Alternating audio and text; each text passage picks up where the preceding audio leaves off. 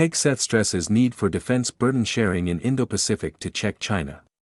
U.S. Secretary of War Pete Hegseth on May 30 called for allies and partners in the Indo-Pacific region to bolster their armed forces to help counterbalance China's military expansion. When we look across the region today, there is rightful alarm regarding China's historic military buildup and the expansion of its military activities in the region and beyond, Hegseth said in a speech before the Shangri-La Dialogue in Singapore. We share a clear-eyed assessment of that security environment and a mutual understanding that a Pacific dominated by any hegemon would unravel the regional balance of power and undermine the equilibrium we all seek to preserve. Citing the 2026 National Defense Strategy, Hegseth described the plan for the region as one of increasing burden sharing among a network of partner nations.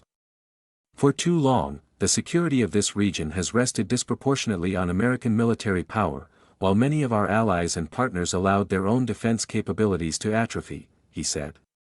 That's a bad deal for the American taxpayer and it's an unsustainable crutch for our allies and partners.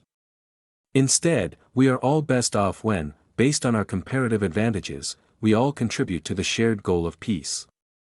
Hegseth credited South Korean President Lee Jae-myung for his commitment to increase South Korea's military spending to 3.5% of its gross domestic product.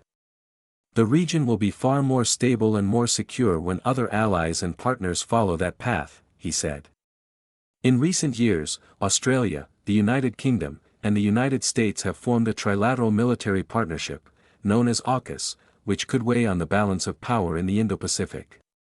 Established in 2021, AUKUS initially entailed coordination between the United States and the UK to help equip Australia with nuclear-powered submarines. Hegseth met with Australian Defence Minister Richard Marles and UK Defence Minister John Healey in Singapore on Saturday, after which AUKUS announced a new effort to jointly develop uncrewed undersea vehicles, with a goal to start delivering these submersible drones by 2027.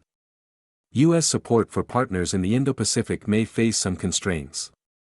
During a May 21 congressional hearing, Acting Navy Secretary Hung Chau confirmed the United States had paused a $14 billion arms sale to Taiwan.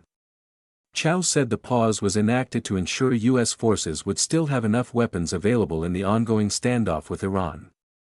Though he describes China's military expansion as a cause for concern in the Indo-Pacific region, Hegseth said the United States is not seeking an unnecessary confrontation but will defend its interests in the region, which he described as significant, but also scoped and reasonable.